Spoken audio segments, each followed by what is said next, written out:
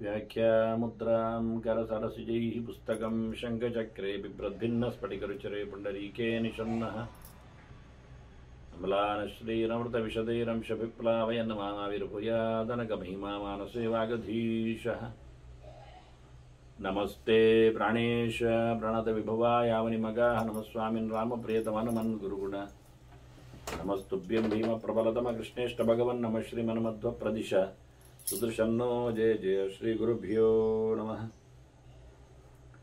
नारायणं सुरगुरुं जगदेकनाथं भक्तप्रियं सकललोकनमस्कृतं च त्रैगुण्यवर्जितमजं विभुमाद्यमीशं वन्दे भवग्नम् अमरासुरसिद्धवन्द्यं नारायणं नमस्कृत्य नरं चैव नरोत्तमं देवीं सरस्वतीं व्यासं ततो जयमुदीरये ವೇದವ್ಯಾಸರ ಮಹಾಭಾರತದ ಚಿಂತಕರಿಗೆ ವಂದನೆಗಳು. ಶಾಂತಿ ಪರ್ವದ 406ನೇಯ ಪ್ರವಚನ. ಅದಾಗಲೇ ಭೀಷ್ಮರು ಇಂದ್ರನ ಶ್ರೈಷ್ಠ್ಯದ ಬಗ್ಗೆ, ಅವನ ವಿಜಯದ ಬಗ್ಗೆ ವೃತ್ರನ ಚರಿತ್ರೆಯನ್ನು ತಿಳಿಸ್ತಾ ಧರ್ಮರಾಜನಲ್ಲಿ ಅವನಿಗೂ ಪ್ರಾಯಶ್ಚಿತ್ತವಾಗಿ ಅಶ್ವಮೇಧಯಾಗ ಮಾಡುವ ಸೂಚನೆ ಕೊಡುವಂತೆ ಮಾತುಗಳನ್ನು ಹೇಳಿದರು. ಶಾಂತಿ ನೆಲೆಗೊಳ್ಳುವಲ್ಲಿ ಕಥೆ ಕೇಳಿದ ಜನಮೇಜಯನೇ ವೈಶಂಪಾಯನರಲ್ಲಿ ವೃತ್ರಚರಿತೆಯನ್ನು ಮತ್ತಷ್ಟು ಸ್ಪಷ್ಟಕ್ಕೆ ಕೇಳಿದ ಎಡೆಯಲ್ಲಿ.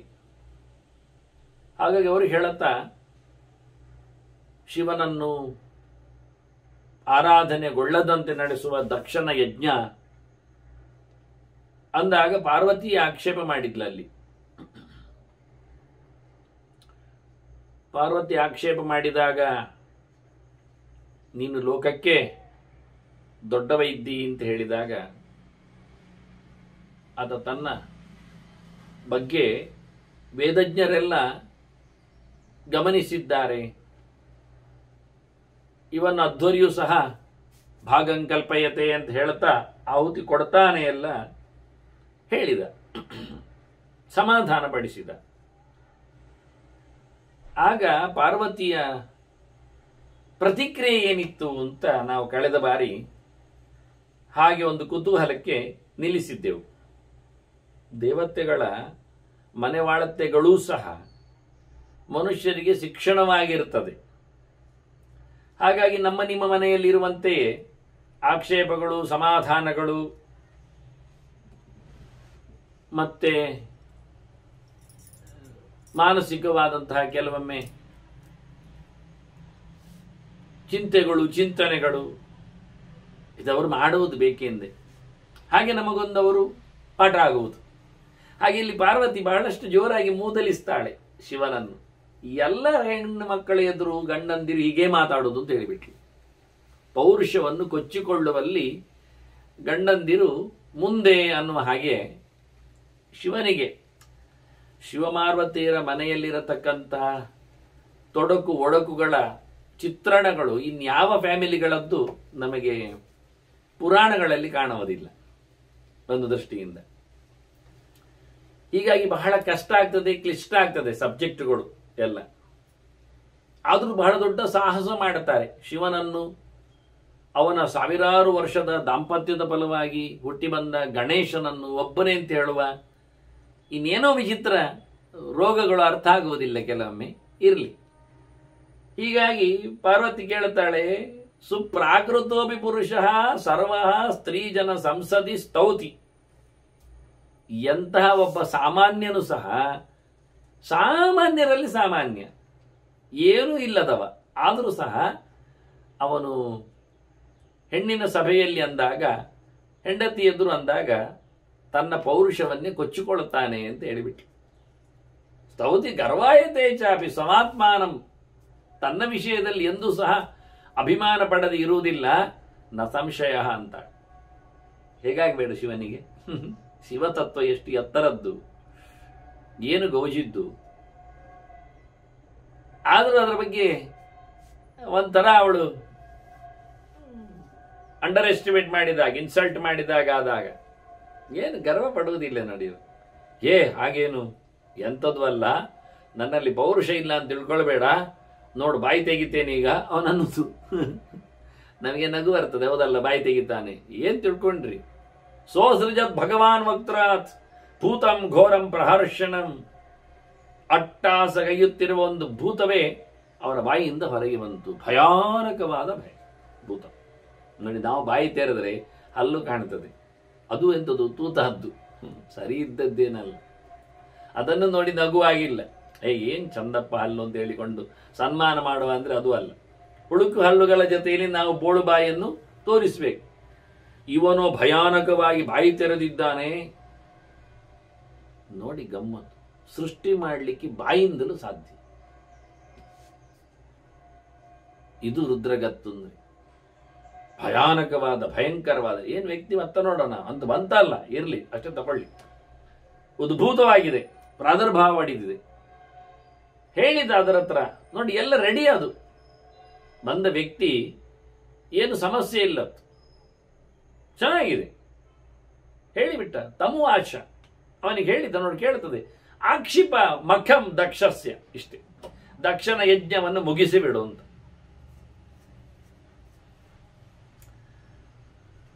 ಹೇಳಿದ್ನ ಇಲ್ವಾ ಮಹೇಶ್ವರ? ಇವಳು ನೋಡ್ತಾ ಇದ್ದಾಳೆ, ಇವಳು ಸಿಟ್ಟು ಬಂದಿದೆ ಮೊದಲೇ, ಅದರಲ್ಲೇ ಮೂದಲಿಸಿದ್ದು. ಹಾಗಾಗಿ ಇವಳು ದೇವ್ಯ ಮನ್ಯು ವ್ಯಪೋಹಾರ್ಥಂ ಹತಃ ದಕ್ಷಸ್ಯ ವೈಕ್ರತು ಅಂತಾನೆ ಚರಿತೆಯಲ್ಲಿ ವೈಶಂಪಾಯನರು. ಪಾರ್ವತಿಯ ಕೋಪ ತಣ್ಣಗೆ ಮಾಡಲಿಕ್ಕೋಸ್ಕರ ಹೋಗಿ ದಕ್ಷನ ಯಜ್ಞವನ್ನು ಮುಗಿಸಿಬಿಟ್ಟಿದ್ದಾನೆ ಅಂತ ಕಥೆಯನ್ನು ಜಂಪ್ ಮಾಡಿದರು. ಇವಳು ಒಟ್ಟೋಗಿಲ್ಲ. ಮನ್ನಿನಾಚ ಮಹಾಭೀಮ ಮಹಾಕಾಳಿ ಮಹೇಶ್ವರಿ. ಇವಳ ಸಿಟ್ಟಿನಲ್ಲಿ ಕಪ್ಪಾಗಿದೆ ಮುಸುಡು ಪಾರ್ವತಿದ್ದು. ಹೀಗಾಗಿ ಕಪ್ಪು ಇನ್ನೊಂದು ಭೂತ ಬಂದಿದೆ. ರುದ್ರ ಒಂದು ಸೃಷ್ಟಿ ಮಾಡಿದ್ನಲ್ಲ, ಅವ ಹೋಗ್ತಾನೆ ಯಜ್ಞಕ್ಕೆ, ನಾನು ಒಂದು ಸೃಷ್ಟಿ ಮಾಡಿ ಕಳಿಸ್ತೇನೆ ಅಂತ ಅವಳೊಂದು ಸೃಷ್ಟಿ ಮಾಡಿ ಕಳಿಸಿದ್ದ. ಅವಳ ಸಿಟ್ಟು ಒಂದು ಮೂರ್ತಿ ಆಗಿದೆ, ಶಿವನ ಸಿಟ್ಟು ಒಂದು ಮೂರ್ತಿ ಆಗಿದೆ. ಹೀಗಾಗಿ ಅದು ಮಹಾಕಾಳಿ, ಅದು ಕಪ್ಪು ಮೋರೆ, ಕಪ್ಪಿನವಳು ಭಯಂಕರ ಇದ್ದಾಳೆ. ಹಾಗಾಗಿ ಅವಳು ಸಹ ಮಹೇಶ್ವರಿ, ಅವಳು ಹೊರಟಿದ್ದಾಳೆ. ಆತ್ಮನಃ ಕರ್ಮ ಸಾಕ್ಷಿತ್ವೇ ತೇನ ಸಾರ್ಥಂ ಸಹಾನುಗ. ಅಲ್ಲಿ ಆಯ್ತು ಕೆಲಸ ಅಂತ ಗೊತ್ತಾಗಲಿಕ್ಕೆ ಒಂದು ಜನ ಬೇಕಲ್ಲ, ಅದಕ್ಕೆ ಇವಳು ಓದತ್ತು. ಗಮ್ಮತ್ ಕೇಳಿ, ಕಾಳಿ ಓದದ್ದು ಯಾಕೆ ಕೇಳಿದ್ರೆ, ಕಾಳಿಯು ಕೆಲಸ ಮಾಡಿದ್ದಾಳಲ್ಲಿ, ಕಬಳಿಸಿದ್ದಾಳೆ, ಅದಲ್ಲ. ಅವ್ರು ಹೇಳುದು ಆತ್ಮನಃ ಕರ್ಮ ಸಾಕ್ಷಿತ್ವೇ. ಇವತ್ತು ನಡೆದ ಘಟನೆಗೆ ಒಂದು ಸಾಕ್ಷಿ ಬೇಕಲ್ಲ. ಇವ ಹೇಳಿದ ದಕ್ಷಂ ಸಯಜ್ಞಂ ಜಹಿ ಅಂತ ಹೇಳಿ ಕಳಿಸಿದ್ದಾನೆ, ಹೋಗ್ಲಿ ದಕ್ಷ ಯಜ್ಞ ಅಂತ ಹೇಳಿ ಕಳಿಸಿದ್ದಾನೆ, ಅದು ಆಯ್ತು ಅಂತ ಗೊತ್ತಾಗೋದು ಹೇಗೆ? ಅದಕ್ಕೆ ನೋಡ್ಲಿಕ್ಕೆ ಇವಳು ಹೋಗುದು. ಇವಳು ಅಂದ್ರೆ ಅದು ಹೋದಾಗ ಆಗುವುದಿಲ್ಲ, ಅಪ್ಪನ ಮನೆಗೆ ಹೋದಾಗ ಆಗ್ತದೆ, ಅದಕ್ಕೆ ಹೋಗುವುದು ಬೇಡ ಅಂತ ಹೇಳಿಕೊಂಡು ಇವಳು ಒಂದು ಕಾಳಿಯನ್ನು ಕಳಿಸಿಬಿಟ್ಟಿದ್ದಾಳೆ ಅದರ ಬೆನ್ನೆ ಹಿಂದೆ ಹೋಗ್ಲಿಕ್ಕೆ. ಹೀಗೆ ಅವ್ರು ಹೋದವರು, ಅವನು ಹುಟ್ಟಿ ಬಂದವ ಕೇಳಿಕೊಳ್ಳುತ್ತಾನೆ ಶಿವನ ಹತ್ರ, ನಾನು ಹೋಗಿ ಬರಲೆ ಅಂತ. ಸರಿ, ಅಂತೂ ಆದೇಶ ಅಂತೂ ಮಾಡಿಬಿಟ್ಟಿದ್ದಾನೆ. ಆಕ್ಷಿಪ ಮಖಂ ದಕ್ಷಸ್ಯ ಅಂತ, ದಕ್ಷನ ಯಜ್ಞವನ್ನು ಮುಗಿಸು ಅಂತ ಹೇಳಿದ್ದಾನೆ. ಹಾಗಾಗಿ ದೇವಸ್ಯ ಅನುಮತಂ ಮತ್ವ ಪ್ರಣಮ್ಯ ಶಿರಸ ನಮಸ್ಕಾರ ಮಾಡಿದ್ದಾನೆ. ಇದೆಲ್ಲ ಫಾರ್ಮ್ಯಾಲಿಟಿ, ವಾಸ್ತವ ಹೆಚ್ಚು ಅಲ್ಲ. ಇರಲಿ, ಮತ್ತೆ ನೋಡು. ನಮಸ್ಕಾರ ಮಾಡಿದ್ದಾನೆ, ಅನುಮತಿ ಪಡೆದಿದ್ದಾನೆ. ಆತ್ಮನ ಸದೃಶ ಎಲ್ಲಿ ಅದು ಶೌರ್ಯ ಬಲರೂಪ ಸಮನ್ವಿತ, ಶಿವನಾಗಿದ್ದಾನೆ ತಾಕತ್ತಿನಲ್ಲಿ, ರೂಪದಲ್ಲಿ ಆಗಿದ್ದಾನೆ ಶಿವನಂತೆ. 3 ಕಣ್ಣೇನು, ಕೈಯಲ್ಲಿ ತ್ರಿಶೂಲ ಏನು, ಚರ್ಮಾಂಬರ ಹೇಗೆ, ಸರ್ಪಭೂಷಣನಾಗಿ ಭಯಾನಕನಾಗಿದ್ದಾನೆ. ಸಯೇವ ಭಗವಾನ್ ಕ್ರೋಧ ಪ್ರತಿರೂಪ ಸಮನ್ವಿತ, ಶಿವನ ಸಿಟ್ಟು ಅದಕ್ಕೊಂದು ರೂಪ ಕೊಟ್ಟಾಗಿ, ಆಕೃತಿ ಕೊಟ್ಟಾಗಿ, ಅದರ ಒಂದು ಸೆಟ್, ಸಿಟ್ಟಿನ ಒಂದು ಸೆಟ್ ಆಗಿದೆ. ಈಗ ಅದ್ಭುತವಾಗಿ ಬಂದಿದೆ. ಅನಂತ ಬಲ ವೀರ್ಯಷ್ಟ ಅನಂತ ಬಲ ಪೌರುಷ ಪರಾಕ್ರಮ ತಾಕತ್ತು. ಅದೆಂಥದ್ದು 2 ಕೇಳಿದ್ರೆ ಅದೇ 2 ಬೇಕಲ್ಲ. ಏನು 2 ಯಾಕೆ ಬೇಕು ಅಂದ್ರೆ, ಒಂದು ಇನ್ನೊಬ್ಬರನ್ನು ಬಗ್ಗು ಬಡಿಲಿಕ್ಕೆ, ಮತ್ತೊಂದು ಅವರಿಂದ ಪೆಟ್ಟು ತಿನ್ನದೇ ಇರಲಿಕ್ಕೆ. ಮನುಷ್ಯನ ಸಾಹಸ ಅಂದ್ರೆ ಹಾಗೆ. ಮನುಷ್ಯನಲ್ಲಿ ಬಲ ಏನು ಕೇಳಿದ್ರೆ, ಇದು ಒಂದಿತ್ತು ಕತೆ ಇತ್ತು. ಇಬ್ಬರು ನಿಂತಿದ್ದಾರೆ, ಅವ ಹೇಳುದು ಬಂದು ಏನಾಯ್ತು ಅಂತ ಕತೆ. ಕೆಲಸದವ, ಬಾಗಿಲು ಕಾಯುವವ, ಒಳಗೆ ಒಂದು ಮಾಲಕನ ಅಂತ ಹೇಳ್ತಾನೆ, ಯಾರೋ ಒಬ್ಬ ಬಂದ, ಸರಿ ಬಂದ ಬರಲಿ. ಅವ ಒಳಗೆ ನುಗ್ಗಿದ ಹೇಳ್ತಾನೆ, ಇಲ್ಲ ನಾನು ತಡಿಲಿಲ್ವಾ? ಮತ್ತೆ ನೀನು ಒಳ್ಳೆ ಜನ, ತಡೆದೆ. ಏನ್ ತಡೆ? ಮತ್ತೆ ಮುಂದಕ್ಕೆ ಏನಾಯ್ತು? ನಾನು ತಡೆದೆ, ಮತ್ತೆ ಅವನು ನುಗ್ಗಿದ. ಹೌದಾ, ಏನಾಯ್ತು? ಮತ್ತೆ ಮತ್ತೆ ಅವನು ಹೊಡೆದ, ನಾನು ಅಡ್ಡ ತಡೆದದಕ್ಕೆ ಸರಿ, ನಾನು ಹೊಡೆದೆ, ಮತ್ತೆ ಅವನು ಹೊಡೆದ, ಮತ್ತೆ ನಾನು ಹೊಡೆದೆ, ಅವನು ಹೊಡೆದ, ನಾನು ಹೊಡೆದೆ, ಕೊನೆಗೆ ಏನಾಯ್ತು ಮಾರಾಯ, ಕೊನೆಗೆ ನಿಮ್ಮಲ್ಲಿ ನಾನು ಬಂದದ್ದಲ್ಲ, ಎಂತ ಕರ್ಮಕ್ಕೆ ಬಂದದ್ದು, ಅವನು ಹೊಡೆದ ಅಂತ, ಮತ್ತೆ ನೀನು ಹೊಡಿಲಿಲ್ವಾ, ನಾನು ಹೊಡೆದಿದ್ದೇನೆ, ಮತ್ತೆ ಅವನು ಹೊಡೆದಿದ್ದಾನೆ, ನಿನ್ನದೆಷ್ಟು ಅವನದೆಷ್ಟು, ನಂದು ಕಂಡಾಬಟ್ಟೆ, ಎಲ್ಲರಿಗೆ ಕೇಳುವಾಗಿತ್ತು, ಮತ್ತೆ ಅವನದ್ದು ನನಗೆ ಮಾತ್ರ ಇತ್ತು, ಎಂಥದ್ದು, ಅವನು ಪೆಟ್ಟು ಹೊಡೆದ, ಮತ್ತೆ ನೀನೆಂತ ಹೊಡೆದ, ನಾನು ಬೊಬ್ಬೆ ಹೊಡೆದೆ, ಕರ್ಮವೇ ಅಂದ, ಅವನು ಪೆಟ್ಟು ಹೊಡೆದ, ನಾನು ಬೊಬ್ಬೆ ಹೊಡೆದೆ, ಇಬ್ಬರು ಹೇಳಿದ್ದು ಹೊಡೆದೆ ಇವ್ರಿಗೆ ಚೆನ್ನಾಗಿ ಇಕ್ಕಿದ್ದ ಅಂತ ತಿಳ್ಕೊಂಡ, ಮತ್ತೆ ನೋಡಿದ್ದು ಇವು ಹೊಡೆದದ್ದು ಬೊಬ್ಬೆ ಅಂತ, ಕರ್ಮ, ಅವನು ಹೊಡೆದದ್ದು ಪೆಟ್ಟು, ಇವು ಹೊಡೆದದ್ದು ಬೊಬ್ಬೆ, ನೀನು ಪೆಟ್ಟು ಹೊಡಿಲಿಕ್ಕೆ ಅವನು ಕೈ ಹಿಡಿದು ಹೊಡಿದ್ದಾನೆ, ಮತ್ತೆ ನಿನ್ನ ಯಾಕೆ ಆಗಲಿ ಹೇಳಿದರೆ ಅವನನ್ನು 2 ಕೈ ಹಿಡಿದು ಹೊಡಿದ್ದಾನೆ ಅಂತ ಬೆನ್ನಿಗೆ, ಓ ಹಾಗೆ ಯಾಕತ್ತೆ, ಮತ್ತೆ ನಾನು ಹೇಳಲಿಕ್ಕೆ ಇಬ್ರು ಹೇಳಿದ್ದೆ ಹೊಡೆದೆ ಅಂತ, ಕೊನೆಗೆ ನೋಡಿದ್ರೆ ಹಾಗೆ. ಅದರಿಂದ ಇಲ್ಲಿ ಮನುಷ್ಯನಿಗೆ ಬೇಕಾದ್ದು 2 ಬಲ, ಅಂದರೆ ಇನ್ನೊಬ್ಬನಿಗೆ ಹೊಡಿಲಿಕ್ಕೂ ಬೇಕು ಬಲ, ಮತ್ತೆ ಇನ್ನೊಂದು ಅವನಿಂದ ಪೆಟ್ಟು ತಿನ್ನದಂತೆ ತಡೆದುಕೊಳ್ಳಿಕ್ಕೂ ಬಲ ಬೇಕು. ಇಲ್ಲದಿದ್ರೆ ಇಷ್ಟೇ ಆಗುದು, ಅವನು ಹೊಡೆಯುವುದು, ನಾವು ಹೊಡೆಯುವುದು, ಏನು ಬೊಬ್ಬೆ ಅಷ್ಟೇ, ಮತ್ತೆಂದು. ಅದಾಗದಿರ್ಲಿಕ್ಕೆ 2 ರೀತಿಯಿಂದ ಹೇಳಿದು, ಅವನಲ್ಲಿ ವೀರ್ಯ ಮತ್ತೆ ಪರಾಕ್ರಮ, ಇನ್ನೊಬ್ಬನ ಮೇಲೆ ಗುದ್ದುವ ಸಾಮರ್ಥ್ಯ, ವೀರ್ಯ ಮತ್ತೆ ಬಲ ಪೌರುಷ, ಇನ್ನೊಬ್ಬರನ್ನು ಗುದ್ದುವ ಸಾಮರ್ಥ್ಯ, ಅವರಿಂದ ಗುದ್ದು ತಿನ್ನದಂತೆ, ತಿಂದರೂ ಅದನ್ನು ಸಹಿಸಿಕೊಳ್ಳುವಂತೆ, ಪರ ಅನಭಿಭವ, ಇನ್ನೊಬ್ಬರಿಂದ ಸೋಲರಿಯದ ತಾಕತ್ತು, ಮಗದೊಬ್ಬನನ್ನು ಸೋಲಿಸುವ ಸಾಮರ್ಥ್ಯ, ಬಲ 2 ರೀತಿಯಲ್ಲಿ ಇರ್ತದೆ ದೈಹಿಕವಾಗಿ. ಅಷ್ಟು ಎಂತ ಹೊಡೆದ್ರು ಎಂಥದ್ದಾದ್ರೂ ಜರ್ಜರ್ ಭೀಮ ನೋಡಿ ಹೇಗಿರ್ತದೆ ಮೈಕಟ್ಟು, ಅಂದರೆ ಎಂತ ಮಾಡಿದ್ರೂ ಆಗುವುದಿಲ್ಲ, ಬಂಡೆ ಬಿಸಾಡಿದ್ರು ಬಂಡೆ ಹುಡಿ ಆಗ್ತದೆ, ಭೀಮ ಹುಡಿ ಆಗುವುದಿಲ್ಲ. ತಾಯಿ ಹೇಳಿದ್ಲಲ್ಲ ಕುಂತಿ, ನಾನೇ ಹೆದರಿ ಮಗುವನ್ನು ಬಿಟ್ಟದ್ದಲ್ಲ ಕೈಯಿಂದ, ಹೌದಾ, ಮತ್ತೆ ಎಂಥದ್ದು, ಬಂಡೆ ಹೊಡೆದಿದೆ, ಮಗುವಿನ ಮಂಡೆ ಅದು ಗಟ್ಟಿತ್ತು ಅಂತ. ಹಾಗೆ ಭೀಮನ ಸಾಮರ್ಥ್ಯ ಅಂದಾದರೆ ಇನ್ನೊಂದು ಹುಡಿಯಾಗಬೇಕು, ನಾವು ಹುಡಿ ಆಗಬಾರ್ದು, 2 ಹೋದ್ರೆ ಪ್ರಯೋಜನ ಇಲ್ಲ. ನಮ್ಮ ಕೈ ಕೆಲವೊಮ್ಮೆ ಗುದ್ದಲಿಕ್ಕೆ ಹೋಗ್ತದೆ, ಗುದ್ದಿದ ನಂತರ ಮತ್ತೆ ಕೈಗೆ ಎಣ್ಣೆ ಹಚ್ಚಬೇಕು, ಕೆಲವು ಎಲುಬುಗಳೆಲ್ಲ ಮುರಿದಿರ್ತವೆ, ಅದು ಪ್ರಯೋಜನ ಆಗಲಿ. ಗುದ್ದಿದ ರಭಸಕ್ಕೆ ಎದುರಿನ ಗೋಡೆ ಹೊಡಿಬೇಕು, ನಮ್ಮ ಕೈಗಟ್ಟಿರಬೇಕು, ಹಾಗಾದ್ರೆ ಆಗ್ತದೆ. ಇದು ಸಾಮರ್ಥ್ಯ. ಹೀಗೆ ಹುಟ್ಟಿ ಬಂದ ಇವ ಭಯಂಕರ ಇದ್ದ, ಮಗದೊಬ್ಬರನ್ನು ಮಣಿಸಲು ಸಮರ್ಥನಿದ್ದ, ತಾನು ಯಾರಿಗೂ ಸೋಲದಂತಿದ್ದ. ಅದಕ್ಕೇನು ವೀರಭದ್ರ ಇತಿ ಖ್ಯಾತ, ನೋಡಿ ವೀರ ಮತ್ತು ಭದ್ರ, ಇನ್ನೊಬ್ಬರ ಮೇಲೆ ಹಾರ್ತಾನೆ, ಆದ್ರಿಂದ ವೀರ, ತನ್ನ ಪರಿಸ್ಥಿತಿಯಲ್ಲಿ ಏನು ಆಗುವುದಿಲ್ಲ, ಆದ್ರಿಂದ ಅವನು ಭದ್ರ, ತಾನು ಭದ್ರ ಇದ್ದಾನೆ, ಇನ್ನೊಬ್ಬರನ್ನು ಅಭದ್ರಗೊಳಿಸ್ತಾನೆ. ವಿರುದ್ಧ ಜನರನ್ನು ಈರಯತಿ, ಅವರನ್ನು ಪ್ರೇರಣೆ ಮಾಡುತ್ತಾನೆ, ಹೊಡೆದೊರಳಿಸ್ತಾನೆ, ಅವರ ಮೇಲೆ ಹಾರುತ್ತಾನೆ, ತಾನು ಮಾತ್ರ ಯಾರಿಂದಲೂ ಸಹ ಘಾಸಿಗೊಳ್ಳುವುದಿಲ್ಲ. ಆದ್ರಿಂದ ವೀರಶ್ಚಾಸ ಭದ್ರಶ್ಚ ಅಂತ ಹೇಳಿ ವೀರಭದ್ರ ಅಂತ ಹೇಳಿ, ನಾನು ವೀರಭದ್ರ ಇತಿ ಖ್ಯಾತ. ಮತ್ತೆ ಯಾರು ವೀರಭದ್ರ ಅಂದ್ರೆ ಸ್ವಯಂ ರುದ್ರನೇ, ಇನ್ನೊಂದು ರೂಪ. ಹಾಗಾಗಿ ರುದ್ರನಿಗೆ ನಮಸ್ಕಾರ ಮಾಡುವುದೆಂದದ್ದು ಅದೇ ನಾಟಕ ಹೇಳಿದ್ದಲ್ಲ.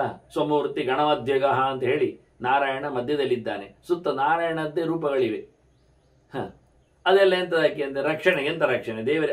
ಆ ರೂಪವನ್ನು ಯಾರು ರಕ್ಷಣೆ ಮಾಡುದು ಅಂತ ಹಾಗಿದ್ರೆ? ಅದು ದೇವರೇ. ಆದ್ರೆ ಅದನ್ನು ದೇವರು ಹಾಗೆ ಆಟ ಮಾಡ್ತಾನೆ, ಪಕ್ಕದಲ್ಲಿ ತನ್ನ ರೂಪಗಳನ್ನೇ ನಿಲ್ಲಿಸ್ತಾನೆ ಕಂಡಾಬಟ್, ಯಾರು ಪಕ್ಕದಲ್ಲಿ ಇರುವುದೇ ಇಲ್ಲ. ಹಾಗೆ ವೀರಭದ್ರ ಸ್ವಯಂ ಇನ್ನೊಂದು ರುದ್ರನೇ. ಅದರಿಂದ ಅವನ ಬಾಯಿಯಿಂದ ಹೊರಗೆ ಬಂದದ್ದು ಯಾರಿಗೆ ಹೇಳಿದ್ರೆ ಅವನೇ. ಮತ್ತೆ ಮಹಾಕಾಳಿ ಅವಳೇ, ಮತ್ತೆಂದು ಪಾರ್ವತಿ, ಅವಳದ್ದೇ ಮಗದೊಂದು ರೂಪ. 2 ಒಂದೇ ನಮನೆ ಬಂದದ್ದು. ಅದಕ್ಕೆ ಸಮಾಗಿ ಇನ್ನೊಂದು ಬಂದಿದೆ, ಮಹಾಕಾಳಿ ಬಂದಿದೆ. ಈಗ ವೀರಭದ್ರಿತಿ ಖ್ಯಾತ ದೇವಿಯ ಮನ್ಯು ಪ್ರಮಾರ್ಚಕ, ಶಿವನ ಮನದನ್ನೆಯ ಕೋಪದ ಸಿಟ್ಟಿನ ನೆಲೆಯಲ್ಲಿ ಅದನ್ನು ಅಳಿಸಬೇಕು, ಅವಳ ಸಿಟ್ಟನ್ನು ಕಮ್ಮಿ ಮಾಡಬೇಕು, ಅವಳಿಗೆ ತಾಪ ಆಗಬಾರದು ಅಂತ ಹೇಳಿ ಅದಕ್ಕೋಸ್ಕರ ಸೃಷ್ಟಿಯಾಗಿ ಬಂದ ವೀರಭದ್ರ ಅವನೇನ್ ಮಾಡ್ತಾನೆ? ಸೃಜತ್ ರೋಮ ಕುಪೇಶು ರೌಮ್ಯಾನ್ ನಾಮ ಗಣೇಶ್ವರ. ಅವನು ತನ್ನ ರೋಮಗಳಿಂದ ಮತ್ತೊಂದಿಷ್ಟು ಸೃಷ್ಟಿ ಮಾಡಿದ. ಎಂತ ವಿಚಿತ್ರ ನೋಡಿ, ರೋಮಗಳಿಂದ ಎಷ್ಟು ರೋಮ ಉಂಟು, ಒಂದೊಂದು ರೋಮದಲ್ಲಿ ಒಂದೊಂದು ಜನ. ಅದಕ್ಕೆ ರೌಮ್ಯ ಅಂತ ಹೆಸರು, ರೋಮದಿಂದ ಬಂದವರು ಅಂತ ಹೆಸರು. ಅದೊಂದು ಪಡೆ, ಆಗೊಂದು ರಾಶಿ ಮುದ್ದೆ ಸೈನಿಕರನ್ನು ಹೇಗಿದ್ದಾರೆ ಮತ್ತೆ ನೋಡುವವರು, ಅವನ್ನೆಲ್ಲ ತಂದಿದ್ದಾನೆ. ಎಲ್ಲ ರುದ್ರತುಲ್ಯ ಗಣಾಹ ರೌದ್ರ ರುದ್ರ ವೀರ್ಯ ಪರಾಕ್ರಮ ಎಲ್ಲ ಒಂದೇ ಅವನಿ. ರುದ್ರನ ಹಾಗೆ ಪರಾಕ್ರಮದಲ್ಲಿ ಸತ್ವದಲ್ಲಿ ಭಯಾನಕರೇ, ಏನು ಕಮ್ಮಿ ಇಲ್ಲ. ಎಲ್ಲ ಹೊಡಿ ಕಡಿ ಬಡಿಯವರೇ. ರುದ್ರ ಭೀಕರರಾದ ಸೃಷ್ಟಿ ಕಂಡಾವಟ್ಟೆ. ಎಷ್ಟು ಭೀಮರೂಪ ಮಹಾಕಾಯ ಶತಶೋತ ಸಹಸ್ರಶ, ಗುಂಪು ಗಟ್ಟಲೆ, ಸಾವಿರ ಗಟ್ಟಲೆ ಇದ್ದಾರೆ.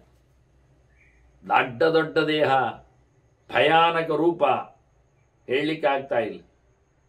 ಒಂದು ಶಬ್ದ ಮಾಡಿದ್ದಾವೆ, ಕಿಚಿ ಕಿಚಿ ಕುಚು ಕುಚು ಅಂತೇಳಿ ವರ್ಬಳಿ, ಒಂದು ಚೂರು ಜಾಗ ಇಲ್ಲ, ಆಕಾಶದಲ್ಲಿ ಎಲ್ಲ ಹಾರಿ ಹೋಗಿದ್ದಾರೆ, ಪೂರ್ತಿ ತುಂಬಿದೆ. ದೇವತೆಗಳಿಗೆ ಹೆದರಿಕೆ ಆಗಿದೆ.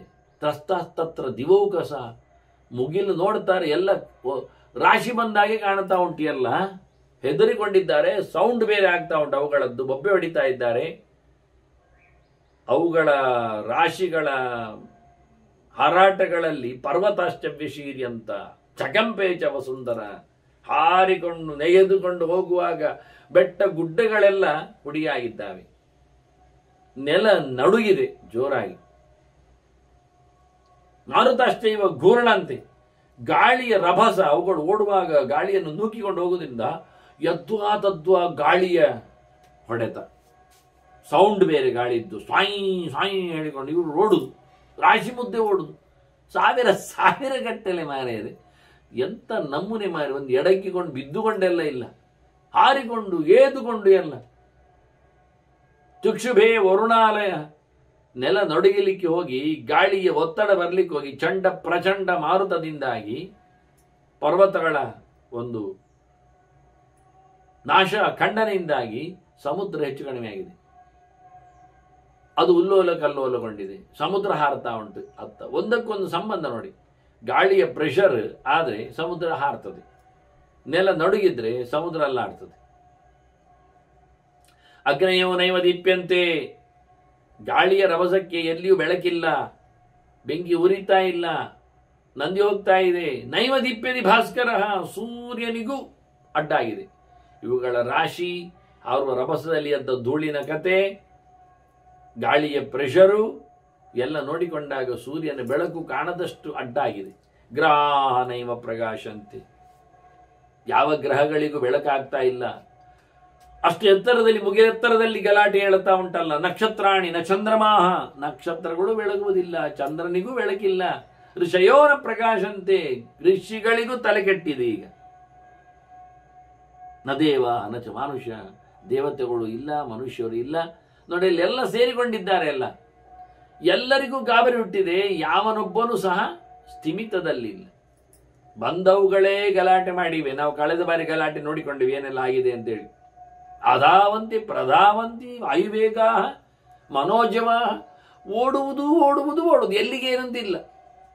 ಸಿಕ್ಕಾಬಟ್ಟೆ ಆಧಾವಂತಿ ಓಡುವುದು, ಪ್ರಧಾವಂತಿ ಹಿಂದೆ ಬರುವುದು, ಆಚೆ ಓಡುವುದು ಈಚೆ ಓಡುವುದು, ಸಿಕ್ಕಾಬಟ್ಟೆ ಗೊತ್ತು ಗುರಿ ಇಲ್ಲ, ಓಡುವುದರಲ್ಲೇ ಓಡುವುದು, ಸಿಕ್ಕಿದೆಡೆಗೆ ಹಾರುವುದು.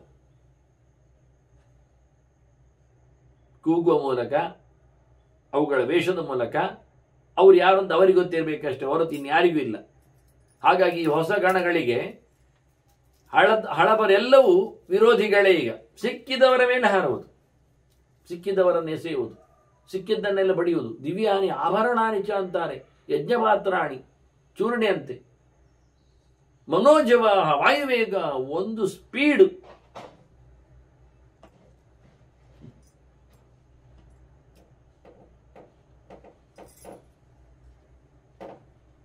ಮನೋಜವಂ ಮಾರುತ ತುಲ್ಯ ವೇಗ ಹೇಳಿದ ಹಾಗೆ, ಮನಸ್ಸಿನ ವೇಗ ಇರುವುದು ಯಾರಲ್ಲಿ ಗೆಲ್ಲಿದ್ರೆ ಮರುತನಿಗೆ, ಪ್ರಾಣನಿಗೆ. ಹಾಗೆ ಮಂಗ ಬಂದು ನಿಂತಿದ್ದಾನೆ. ಹಾಗೆ ಭಯಾನಕ, ಭಾರಿ ಜೋರಾಗಿ ಎಲ್ಲ ಓಡಿದ್ದಾವೆ. ವಾಯುವೇಗ, ವಾಯುಪುತ್ರನೇ ಬಂದಾನೆ.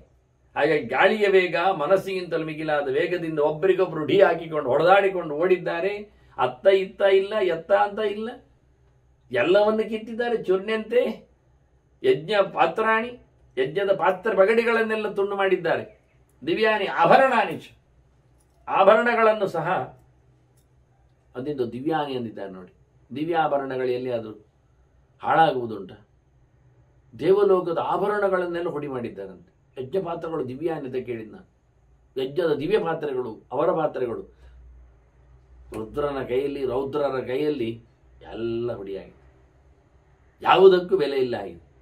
ಮತ್ತು ಅಷ್ಟೇ ನೋಡಿದ್ರೆ ಕಂಡಾಪಟ್ಟೆ ನಾವು ನೋಡಿದ್ದೇವೆ, ಭೂಮಿಯ ಮೇಲಿನ ಕೆಳಗಿನ ಎಲ್ಲ ಜನರು ಸೇರಿದ್ದಾರೆ ಅಂತ. ಮನುಷ್ಯರು, ದೇವತೆಗಳು, ಪಿತೃಗಳು, ಗಂಧರ್ವರು, ರಾಕ್ಷಸರು ಎಲ್ಲ ಹೇಳಿದ್ದೇವೆ ನಾವು. ಆಜ್ಯಪ ಸೋಪ ಎಲ್ಲ ಬಂದಿದೆ. ಅವರಿಗೆಲ್ಲ ಉಣಲಿಕ್ಕೆ ತಿನ್ನಲಿಕ್ಕೆಲ್ಲ ಎಲ್ಲ ಬಗೆದು ಮಾಡಿದ್ದಾರೆ. ಇವನಲ್ಲಿ ಮಾಂಸಾನಿ ಶಬ್ದವನ್ನು ಹೇಳಿಬಿಡ್ತಾರೆ ಜನಮೇಜ ಹೇಳುವಾಗ. ಊಟಕ್ಕಾಗಿ ಉಪಯೋಗಕ್ಕೆ ದಿವ್ಯಾನ್ನ ಪಾನ ಭಕ್ಷ್ಯಾಣಂ ರಾಶಯ ಪರ್ವತೋಪಮ. ಎಷ್ಟು ಬೇಕು ಹೇಳಿದ್ರೆ ಅದೇ ಬೆಟ್ಟದ ರಾಶಿಯಲ್ಲಿ ಬಿದ್ದಿದೆ ಅಂತೆ ಅನ್ನ, ಊಟ, ಭಕ್ಷ್ಯ, ಚೋಷ್ಯ, ಪೇಯ ಎಲ್ಲ ಚತುರ್ವಿಧಾನಗಳ ಬಗ್ಗೆ ಮಾತಾಡ್ತಾರೆ. ಅದು ಅಷ್ಟೆಲ್ಲ ಅವರು ಸಹ ತಿನ್ನುತ್ತಾ ಇದ್ರು ಎನ್ನುವುದೊಂದಾಯ್ತಲ್ಲ. ತಿನ್ನಬೇಕಾದ್ರೆ ತಯಾರಿಸಬೇಕಲ್ಲ, ಮಾಡಬೇಕಲ್ಲ, ತಯಾರಿ ಉಂಟೊಂದಾಯ್ತಲ್ಲ. ಎಲ್ಲ ಪ್ರಕಾರದ ಸೊತ್ತುಗಳಿಂದ ಪರ್ವತೋಪಮ ಅಂತಾರೆ. ರಾಶಿ ಅಂದ್ರೆ ಹೇಗೆ ಅಂತ. ನಮ್ದೀಗ ಪಲ್ಲ ಪೂಜೆ ಅಂದ್ರೆ ದೊಡ್ಡ ಸಂಗತಿ. ಒಂದಿಷ್ಟು ದೊಡ್ಡ ಒಂದು ಮೂಟೆ ಹಾಕಿ ಅನ್ನ ಹಾಕಿ ಒಂದು 5,000-10,000 ಜನರಿಗೆ ಊಟ ಅಂದ್ರೆ ದೊಡ್ಡ ಸಂಗತಿ. ಇದು ನೋಡಿ ಪರ್ವತೋಪಮ ಅಂದಾಗ ಪರ್ವತದಷ್ಟು ಗಾತ್ರದಲ್ಲಿ ಇರತಕ್ಕ ಅನ್ನದ ರಾಶಿ, ಭಕ್ಷ್ಯದ ರಾಶಿ, ಪಲ್ಯದ ತರಕಾರಿಯ ರಾಶಿ ಅಂದ್ರೆ ಹೇಗಿರಬೇಡ. ತಯಾರಿ ಮಾಡುವ ಕತೆ ಹೇಗೆ ಬೇಕು ಹೇಳಿ ನೀವು. ಬೇಯಿಸಿ ಹಾಕುವ ಕತೆ ಏನು. ಅದ್ಭುತವಾದ ಸೃಷ್ಟಿಗಳು. ಅದೊಂದು ದಿವ್ಯಾನ್ನ, ಪರಿಶುದ್ಧವಾದ ಅನ್ನ, ಅದ್ಭುತವಾದಂತು, ಅಮೃತ ತುಲ್ಯವಾಗುವಂಥದ್ದು ಎಲ್ಲ ತಿಂದು ಇವುಗಳು. ಭುಂಜತೆ ವಿವಿಧೈ ವಕ್ತ್ರೈ, ಭಾರಿ ಭಯಂಕರ ಇವುಗಳ ಬಾಯಿಗಳಂತೆ. ಒಂದರ ಪ್ರಕಾರ ಒಂದರ ಬಾಯಿ ಇಲ್ಲ. ಮೊಸಳೆ ಬಾಯಿ, ಮಂಗ ಬಾಯಿ, ಮತ್ತೆ ಯಾವುದೋ ಪ್ರಾಣಿಗಳ ಬಾಯಿ, ಆನೆ ಮುಖ, ಸಿಂಹ ಮುಖ, ಕರಡಿ ಮುಖ, ಜಿಂಕೆ ಮುಖ, ಶಲಭ ಮುಖ, ಹೀಗೆ ಎಂತೆಂಥದ್ದು ಯಾವ್ಯಾವುದೋ ಮೋರೆಗಳಿಂದ ಏನೇನೋ ತಿಂದವು. ಸಿಕ್ಕಾಬಟ್ಟೆ ತಿಂದದ್ದು ಬೇರೆ, ಬಿಸಾಡೋದು ಬೇರೆ. ವಿಲಂಬಂತಿ ಆಕ್ಷಿ ಬಂದಿಚ, ಎಸೆಯುವುದೇನು, ಅದನ್ನು ತಟ್ಟುವುದೇನು, ಹಾಳು ಮಾಡುವುದೇನು ಎಲ್ಲ ರಾಶಿಗಟ್ಟಲೆ ಹೀಗೆ ಕೈ ಹಾಕಿ ಬೊಗಸೆಯಾಗಿ ಬಾಯೋಳು ಹಾಕೊಳ್ಳು. ಕ್ರೀಡಂತಿ ವಿವಿಧಾಕಾರ, ಆಡುವುದು, ಬಿಸಾಡುವುದು, ಆಡುವುದು. ಅವಳು ಒಂದು ವಿಚಿತ್ರ ಕಂಡಿದೆ ಈ ಯಜ್ಞಶಾಲೆ ಸಭೆಯಲ್ಲ. ಹಾಗಾಗಿ ಏನೇನು ಮಾಡಿದ್ರು ಚಿಕ್ಷಿಪುಹು ಸುರಯೋಷಿತಾ. ದೇವತೆಗಳ ಹೆಂಗಸರಿಗೆ ಉಪಟಳ ಕೊಟ್ಟರು. ಇವತ್ತು ನೋಡಿ ಹೆಂಗಸರ ಹತ್ರ ಹೋಗಿದ್ದಾರೆ, ದೇವತಾಸ್ತ್ರೀಯರ ಹತ್ತಿರ ಗಡನದಲ್ಲಿ ಅವರನ್ನೆಲ್ಲ ಆಕ್ಷೇಪ ಮಾಡಿದ್ದಾರೆ, ದೂಡಿದ್ದಾರೆ, ಎಲ್ಲ ಕಿಟಲೆ ಮಾಡಿದ್ದಾರೆ. ಅದು ಅವರುಗಳ ಆಭರಣಗಳನ್ನು ಎತ್ತಿಕೊಳ್ಳುವುದೆಲ್ಲ ಮಾಡ್ತಾರೆ. ಹೀಗಾಗಿ ಒಟ್ಟಾರೆ ಭಯಾನಕವಾದ ಪರಿಸ್ಥಿತಿಯನ್ನು ಉಂಟು ಮಾಡಿದ್ದಾರೆ. ನಾವು ನೋಡಿದ್ದೆವು ಮೊನ್ನೆ ಯಜ್ಞ ಅಲ್ಲಿಂದ ಹಾರಿ ಹೋದ ಕಥೆ ಅಂತ. ಮೃಗವಾಗಿ ಓಡಿದ್ದನ್ನು, ಅದನ್ನು ಹಿಡಿದದ್ದು ಕಥೆಯೆಲ್ಲ ಕೇಳಿದ್ದೇವೆ. ಯಜ್ಞವನ್ನು ಕಡದಾಕಿ ಬಿಟ್ಟಿದ್ದಾನೆ, ಮೃಗವಾದ ಛೇದನ ಆಗಿದೆ. ಚಿತ್ವಾ ಶಿರೋವೇ ಯಜ್ಞಸ್ಯ ನನಾದಚ ಮುಮೋದಚ. ನಕ್ಕಿದ್ದಾನೆ, ಕುಣಿದಿದ್ದಾನೆ, ಗಮ್ಮತ್ತು ಮಾಡಿದ್ದಾನೆ, ಯಜ್ಞದ ತಲೆಯನ್ನೇ ಕತ್ತರಿಸಿದ್ದಾನೆ. ಭಾರಿ ಜೋರಾಗಿದೆ ಆಟೋಪಗಳು. ಹೀಗಾಗಿ ಅದನ್ನು ನೋಡಿದ ನಂತರ ಗೊತ್ತಾಯ್ತು ಇವರಿಗೆ ಬಹಳ ಜೋರಾಯಿತು. ಯಾಕೆಂದ್ರೆ ಈ ಪವರ್ ಸಾಮಾನ್ಯರಿಗೆ ಇರುವುದಿಲ್ಲ ಇಂಥದ್ದೆಲ್ಲ. ಸುಮಾರಾಗಿ ಯಜ್ಞಶಾಲೆಯ ಒಳಗೆ ಬರದಂತೆಯೇ ಒಂದು ರೀತಿಯ ರಕ್ಷೆ ಇರುತ್ತದೆ. ರಕ್ಷೋಗ್ಯ ಸೂಕ್ತದ ಪಠಣಗಳೆಲ್ಲ ಆಗಿರ್ತವೆ ಅಲ್ಲಿ. ಹಾಗಾಗಿ ಬರಲಿಕ್ಕೆ ಆಗುವುದಿಲ್ಲ, ಬಂದ ಬಳಿಕೆ ಉಪಟಳ ಮಾಡಲಿಕ್ಕೂ ಆಗುವುದಿಲ್ಲ. ವಿಘ್ನಗಳನ್ನು ನಿವೃತ್ತಿಗೊಳಿಸತಕ್ಕಂಥ ವ್ಯವಸ್ಥೆಯನ್ನು ಮೊದಲೇ ಅವರು ಕರೆದಿರ್ತಾರೆ, ಪೂಜೆ ಪುನಸ್ಕಾರ ಮಾಡಿರ್ತಾರೆ. ಹೇಗೆ ಶಿಬಿರಕ್ಕೆ ನಾವು ಕತೆ ಕೇಳಿ ಬಂದವರಲ್ವ. ರಾತ್ರಿ ಶಿಬಿರದೊಳಗೆ ಅಶ್ವತ್ಥಾಮ ಎಂಟ್ರಿ ಮಾಡ್ಲಿಕ್ಕೆ ಹೋದಾಗ ಏನಾಯ್ತು? ಆಗ್ಲಿಲ್ಲ. ನಾವು ಸೌಪ್ತಿಗೆ ಬರುವನ್ನು ಕೇಳಿದ್ದೇವಲ್ಲ, ದುರ್ಯೋಧನ ಸತ್ತ ಬಳಿಕ ಅವನಿಗೆ ಶಿಬಿರ ರಕ್ಷಣೆ ಮಾಡತಕ್ಕಂಥ ಭೂತ ಎದುರಾದದ್ದು. ಅದು ಶಿವನೇ ಇರಲಿ, ಕೃಷ್ಣನೇ ಇರಲಿ, ಅಡ್ಡಾಯ್ತಲ್ಲ. ಎಲ್ಲಿಯೂ ಆಚಿಂದ ಹೋಗುವ ಈಚಿಂದ ಹೋಗುವ ಅಂತ ಈ ರಾತ್ರಿ ಬಯಲಾಟದ, ಟೆಂಟ್ ಬಯಲಾಟದ ಟಿಕೆಟ್ ಇಲ್ಲದವ ನುಸುಳ್ಳಿಕ್ಕೆ ಎಲ್ಲಿ ಅದು ನೋಡ್ತಾನಲ್ಲ ಕೆಲವೊಮ್ಮೆ. ಹಾಗೆ ಇವನು ಸಹ ಡೇರೆಯಲ್ಲಿ ನುಸುಳ್ಳಿಕ್ಕೆ ನೋಡಿದ್ದಾನೆ ಅಶ್ವತ್ಥಾಮ. ಆಗ್ಲಿಲ್ಲ. ಎಲ್ಲಿ ಹೋದ್ರೂ ಕೃಷ್ಣ ಇದ್ದ ರಕ್ಷಣೆ ಮಾಡ್ತ. ಮತ್ತೆ ಕೊನೆ ಕೆಲವೆಲ್ಲ ಉಪಾಯ ಮಾಡಿಕೊಂಡವ, ದಮ್ಮ ಇದಕ್ಕೆ ಹಾಕಿಕೊಂಡು ಆತ್ಮಸಮರ್ಪಣೆ ಯಜ್ಞ ಮಾಡಿಕೊಂಡೆಲ್ಲ ಮತ್ತೆ ಅವನಿಗೆ ಪರ್ಮಿಷನ್ ತಗೊಂಡು ಒಳಗೋದತ್ತು. ಆದರೆ ಸಾಮಾನ್ಯವಾಗಿ ಯಜ್ಞದಲ್ಲಿ ಇಹೋಪಹೂತಃ ಹೇಳಿಕೊಂಡು ಯಜ್ಞಯಾಗ ಮಾಡುವಾಗ ನರಸಿಂಹನನ್ನು ಪ್ರಾರ್ಥನೆ ಮಾಡಿಕೊಂಡು ವಿಘ್ನ ನಿವೃತ್ತಿಯಲ್ಲಿ ಹಿಂದೆ ಮಾಡಿಕೊಂಡ ಕಥೆಯನ್ನೆಲ್ಲ ಭಾಗವತ ಹೇಳ್ತದೆ. ಮೃತ್ಯು ಶಾಮಿತ್ರ ಕರ್ಮಣಿ ಅಂತ ಹೇಳಿಕೊಳ್ಳುವ ಮಾತಿನಲ್ಲಿ. ಹಾಗಾಗಿ ಅವರಲ್ಲಿ ಯಾವುದೇ ತೊಂದರೆಗಳಾಗುವುದಿಲ್ಲ, ಹೆದರಿಕೆಗಳು ಇರುವುದಿಲ್ಲ ಅವರಿಗೆ. ಕಾಡು ಪ್ರಾಣಿಗಳದ್ದು ಬಿಡಿ, ದುಷ್ಟ ಶಕ್ತಿಗಳದ್ದು ಇಲ್ಲ, ಯಾವುದೂ ಆಗುವುದಿಲ್ಲ. ನಿರ್ವಿಘ್ನವಾಗಿ ಎಲ್ಲ ಕೆಲಸ ಆಗತ್ತೆ. ಹಾಗಿರುವಾಗ ಇಲ್ಲಿ ದಕ್ಷನ ಯಜ್ಞ ಆ ರೀತಿಯಾಗಿ ಎಲ್ಲ ಪ್ರತಿಬಂಧಗಳನ್ನು ಮಾಡಿದ್ರು ಏನಾಗಲಿಲ್ಲ ನೋಡಿ. ಅದಕ್ಕಿಂತ ಪವರ್ ಜಾಸ್ತಿ ಇರತಕ್ಕಂಥ ವ್ಯವಸ್ಥೆ. ಇವನ್ ಯಜ್ಞವೇ ಹಾರಿದ್ರು ಯಜ್ಞ ದೇವತೆಯನ್ನೇ ಬಡಿದಿದ್ದಾನವ, ಕಡಿದಿದ್ದಾನೆ. ಹೀಗಾಗಿ ಬೆದರಿಕೊಂಡ ದಕ್ಷಾದಿಗಳೆಲ್ಲ ಕೈ ಮುಗಿದಿದ್ದಾರೆ. ಕೇಳುತ್ತಾನವನು, ಯಾರು ಮಾರಾಯ ನೀನು, ಯಾರು, ಏನು? ಆಗ ಹೇಳ್ತಾನೆ, ವೀರಭದ್ರಿತಿ ಖ್ಯಾತಃ ರುದ್ರಗೋಪಾತ್ ವಿನಿಸೃತ. ನಾನು ವೀರಭದ್ರ, ರುದ್ರನ ಸಿಟ್ಟಿನಿಂದ ಬಂದಿದ್ದೇನೆ. ಇವಳು ಭದ್ರಕಾಳಿ ವಿಖ್ಯಾತ, ದೇವಿಯ ಕೋಪಾತ್ ವಿನಿಸೃತ. ಇವಳು ದೇವಿಯ ಕೋಪದಿಂದ ಬಂದವಳು ಭದ್ರಕಾಳಿ, ನಾನು ವೀರಭದ್ರ. ನೋಡಿ, ವೀರಭದ್ರ ಭದ್ರಕಾಳಿ ಹೆಸರು ಬರಲಿಕ್ಕೆ ಕಾರಣ ಹೇಳಿದ್ ನಾನು ನಿಮಗೆ, ಹೇಗಿದೆ ಅಂತ ತಿಳಿಸ್ಲಿಕ್ಕೆ. ಹೆಸರಿನಲ್ಲಿ ಅವರಿಬ್ಬರನ್ನು ಗುರುತಿಸಲಿಕ್ಕೆ ಭದ್ರ ಭದ್ರ ಶಬ್ದದಿಂದ ಹೇಳಿಕೊಂಡೆ. ನೀವು ಅನ್ಯಾಯ ಮಾಡಿದ್ರಿ, ಹಾಗಾಗಿ ಶರಣಂಗಚ್ಚ ವಿಪ್ರೇಂದ್ರ ದೇವದೇವಂ ಉಮಾಪತಿಂ, ನಿಮ್ಮ ಎಲ್ಲ ದೇವತೆಗಳಿಗೆ ಒಡೆಯನಾದದ್ದಲ್ವವ ಶಿವ, ಕೈ ಮುಗೀರಿ, ಕಾಲಿಡೀರಿ, ಶರಣಾಗತರಾಗಿರಿ, ತಪ್ಪನ್ನು ಕೇಳಿಕೊಳ್ಳಿ. ಯಾಕೆಂದ್ರೆ ವರಂ ಕ್ರೋಧೋಪಿ ದೇವಸ್ಯ ವರದಾನ ನಚಾನ್ಯತಃ. ಶಿವನ ಸಿಟ್ಟು ಕಮ್ಮಿ ಇಲ್ಲ, ನಿಮ್ಮೆಲ್ಲರ ವರಕ್ಕಿಂತ ಭಾರಿ ಜೋರು. ಹೇಳು, ಯಾರ್ಯಾರ ಏನೇನಲ್ಲ ವರ ಕೊಡ್ತಾರಲ್ಲ, ಅದೆಂಥದ್ದು ಲೆಕ್ಕಕ್ಕಿಲ್ಲ. ಮೊದಲು ಶಿವನ ಸಿಟ್ಟು ಸರಿ ಮಾಡಿಕೊಳ್ಳಿ. ಶಿವನ ಸಿಟ್ಟು ಎನ್ನುವುದೊಂದು ದೊಡ್ಡ ವರ. ಅವರು ಹೇಳುದು ಇದು ಶ್ರೇಷ್ಠ ವರ ಅಂದ್ರೆ ದೊಡ್ಡದೊಂದು ಅರ್ಥ. ನಿಮ್ಮ ಯಾರ ವರವೂ ವರ ಅಲ್ಲ, ನಿಮ್ಮೆಂತ ವರದಲ್ಲಿ ಅಂತ ಕೆಲಸ ಮಾಡ್ಲಿಕ್ಕೆ ಬಂತೀಗ ಆಗ್ತದ? ಇನ್ನೊಬ್ಬರಿಂದ ವರ ಪಡೆಯುವುದು ದೊಡ್ಡ ಸಂಗತಿ ಅಲ್ಲ. ದೊಡ್ಡ ದೇವತೆಗಳ ಕೋಪಕ್ಕೆ ಭಾಗಿಯಾಗದಿರುವುದು ದೊಡ್ಡ ಸಂಗತಿ. ನಮಗೆ ಅದು ಬೇಕು ಇದು ಬೇಕು ಅನ್ನೋದಕ್ಕಿಂತ ನಾವು ಚೆನ್ನಾಗಿರ್ಬೇಕು ಎನ್ನುವುದು ಮೊದಲಿರ್ಬೇಕು.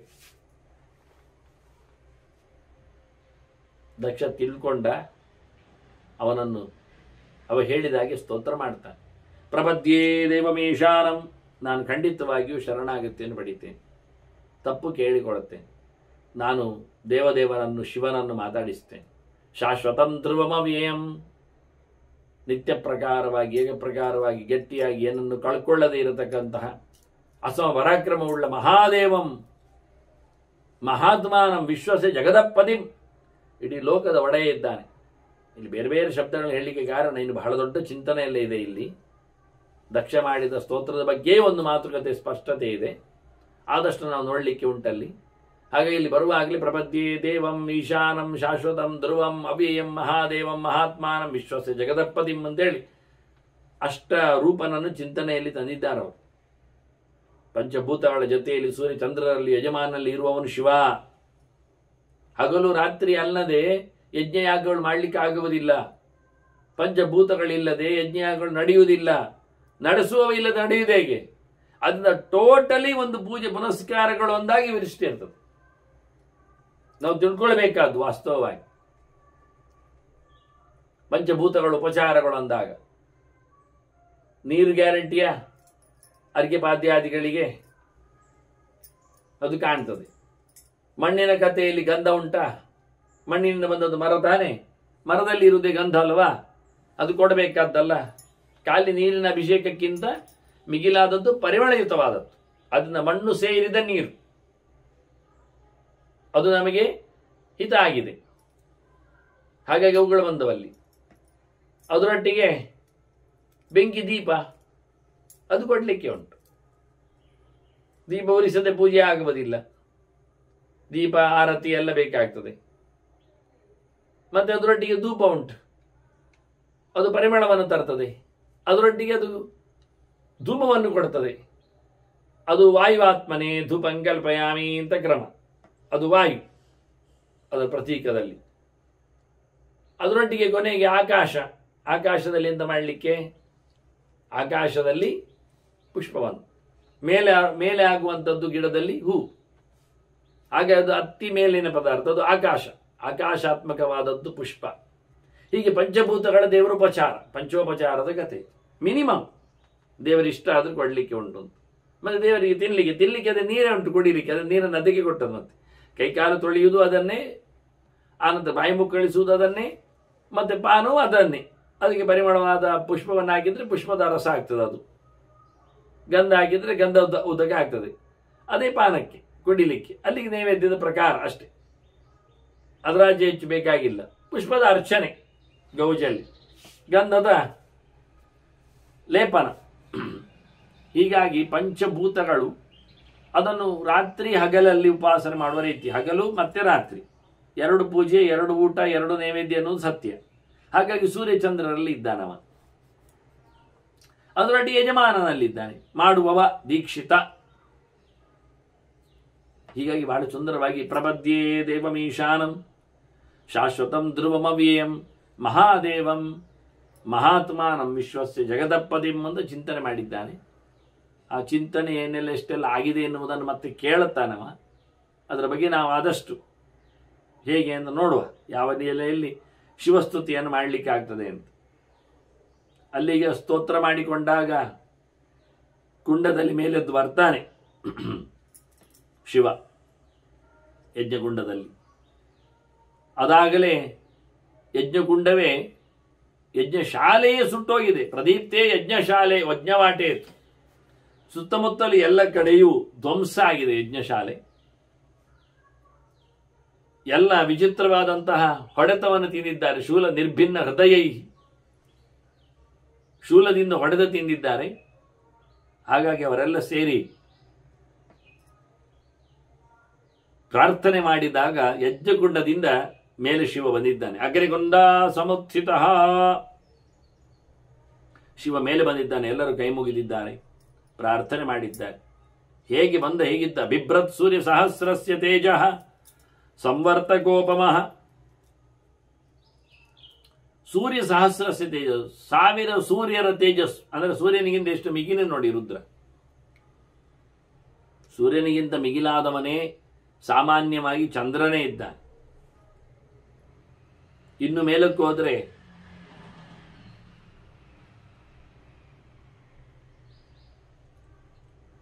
ವಾಯು ಬರ್ತಾನೆ. ಅದಕ್ಕೂ ಮೇಲಕ್ಕೆ ಹೋದ್ರೆ ಅಂದ್ರೆ 49ರಲ್ಲಿ ಒಬ್ಬ. ಇನ್ನು ಮೇಲಕ್ಕೆ ಹೋದ್ರೆ ದಕ್ಷ ಇದ್ದಾನೆ, ಬೃಹಸ್ಪತ್ಯಾಚಾರ್ಯರು ಬರ್ತಾರೆ, ಸ್ವಯಂಭುವ ಸಿಗ್ತಾನೆ. ಇನ್ನು ಅವರಿಗಿಂತ ಮಿಗಿಲಾದವರು ಹೇಳಿದ್ರೆ ಮತ್ತೊಬ್ಬ ವಾಯು ಬರ್ತಾನೆ, ಪ್ರವಾಹಾತಿವಾಹಿಕೆಲ್ಲ ಇದ್ದಾಗಿ.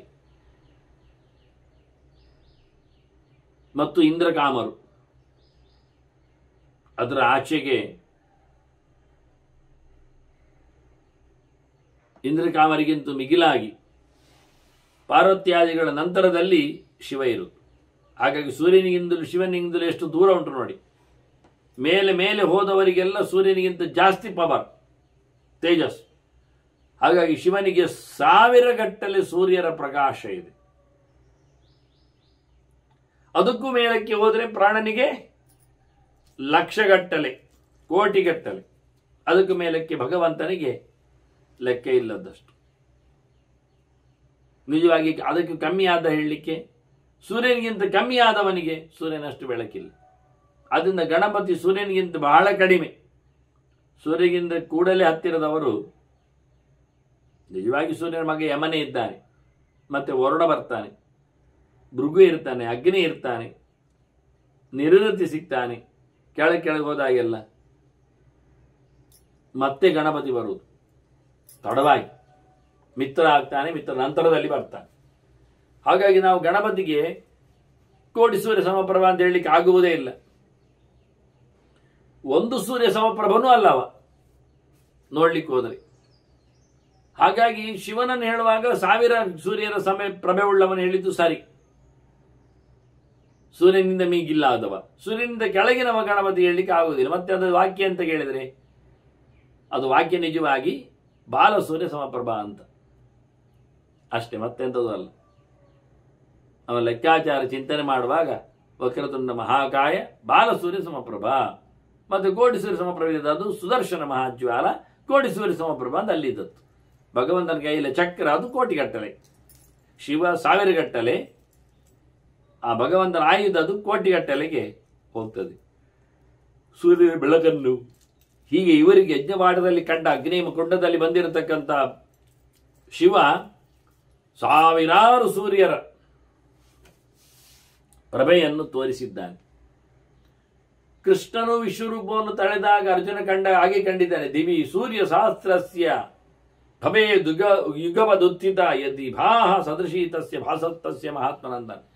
ಮುಗಿಲಿನಲ್ಲಿ 1000 ಸೂರ್ಯರು ಒಟ್ಟಿಗೆ ಬಂದರೆ ಎಷ್ಟು ಬೆಳಕಾಗ್ತದೆ ಹಾಗೆ ನಾನು ಕಂಡೆ ಕೃಷ್ಣನನ್ನು ಅಂತ. ಅಲ್ಲಿಯೂ ಹಾಗೆ ಕೆಮ್ಮಿ ಲೆಕ್ಕ, ಕೊನೆಗೆ ಅನಂತ ಅನಂತ ಅಂತ ಹೇಳ್ತಾನಮ್ಮ.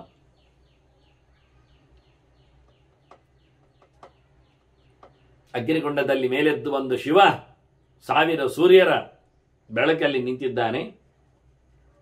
ಪ್ರಳಯ ಕಾಲದ ಬೆಂಕಿಯಂತೆ ಉರಿತಿದ್ದಾನೆ. ಕೇಳಿದ ಪ್ರಾರ್ಥನೆಗೆ ಬಂದದ್ದರಿಂದ ಶಿವ ಬುರುಯಿ ಕಿಂಕರವಾಣಿತೆ ದಕ್ಷನಿಗೆ ಹೇಳ್ತಾನೆ, ಎಂತ ಮಾಡಲಿ ನಿನಗೆ, ಎಂತ ಮಾಡಬೇಕು ಅಂತ.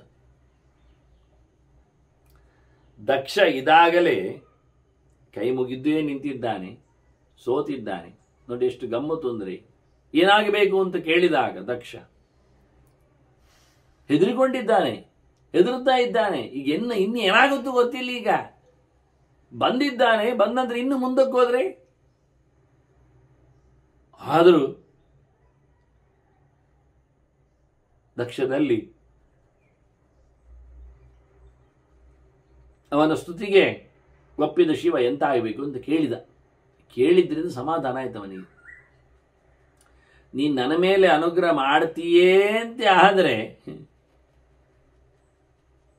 ನನಗೆ ಇಲ್ಲಿ ಆದ ಅಪಚಾರಗಳೆಲ್ಲ ಸರಿಯಾಗಲಿ ಅಂತ ಕೇಳಿಕೊಳ್ಳುತ್ತಾನೆ ದಕ್ಷ. ದೊಡ್ಡ ವಿಷಯ ಇದು. ಆಗಿ ಹೋದ ವಸ್ತುಗಳನ್ನು ವ್ಯವಸ್ಥೆಗೊಳಿಸಬೇಕು, ಮತ್ತೆ ಅದು ಅವನ ಕೈಯಲ್ಲೇ ಆಗಬೇಕು. ನೋಡಿ ಕೇಳಿದ ನಮೂನೆ ಹೇಗಿತ್ತು ನೋಡಿ. ಒಂದ್ಸರ್ತಿ ಕೆಲಸಗಳು ಆಗಿ ಹೋದರೆ ಅದನ್ನು ಮತ್ತೆ ಆಗುವುದು ಅಂದ್ರೆ ಏನ್ರಿ, ಹೇಗಾಗ್ತದೆ? ಒಂದು ಮಡಕೆ ಮಾಡಿದ,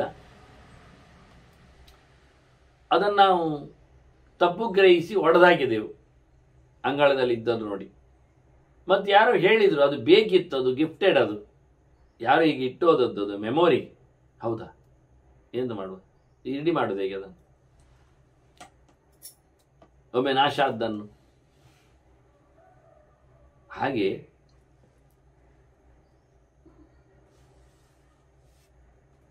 ದಕ್ಷಿಣ ಯಜ್ಞದಲ್ಲಿ ತೊಂದರೆಗಳು ಖಂಡಾಬಟ್ಟೆ ಆಗಿವೆ.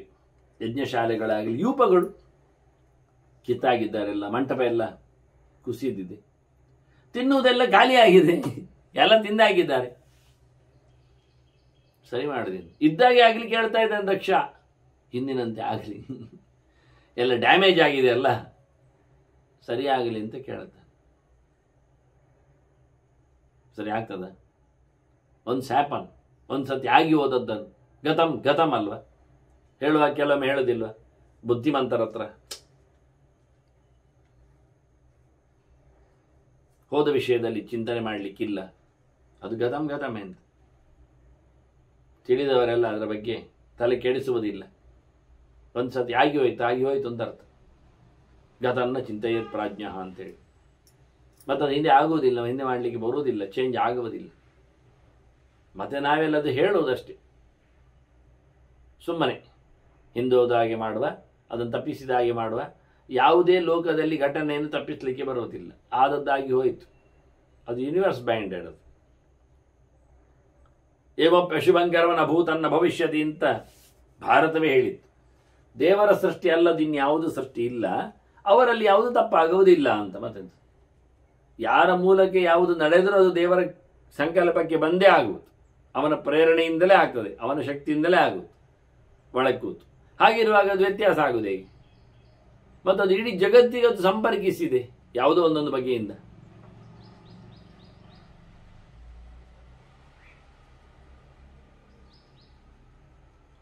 ಹೀಗೆ ದಕ್ಷ ಆಗಲಾರದ ಸಂಗತಿಯ ಬಗ್ಗೆ ಕೇಳಿಕೊಂಡ ಶಿವನಲ್ಲಿ. ಆಗ್ತದೆ ಈಗ ಹೋದದ್ದೆಲ್ಲ ಸರಿಯಾಗಲಿ ಅಂದಾಗ ಮತ್ತೆ ಸರಿಯಾಗುವ ಬಗೆ ನೋಡಿ. ಒಂದು ಘಟನೆ ಪರಶುರಾಮನಲ್ಲಿ ಜಮದಗ್ನಿ ಹೇಳಿದ, ಅಪ್ಪ ಅಮ್ಮನನ್ನು ರೇಣುಕಿಯನ್ನು ಕೊಲ್ಲು ಅಂತ. ಪರಶುರಾಮ ಕೊಂದ, ತಲೆ ಕಳೆದ. ನನ್ನ ಮಾತು ಕೇಳಿದ ನಿನ್ನ ಅಣ್ಣಂದಿರನ್ನು ಮುಗಿಸು ಅಂದಾಗ ಅದನ್ನು ಮಾಡಿದ್ದಾನವ. ಇಷ್ಟಾಗಿ ಮತ್ತೆ ಅಪ್ಪ ಹೇಳಿದ್ದಾನೆ, ಭಾರಿ ಖುಷಿ ಆಯಿತು, ವರ ಕೇಳು ಅಂತ, ಕೊಡ್ತೇನೆ ಅಂತ. ಅಪ್ಪ ಬದುಕಲಿ ಅಂದ, ಅಮ್ಮ ಬದುಕಲಿ ಅಂದ ಅಪ್ಪನ ಹತ್ರ, ಬದುಕಿದ್ಲು. ನೋಡಿ ಹೇಗೆ ಆಯ್ತು.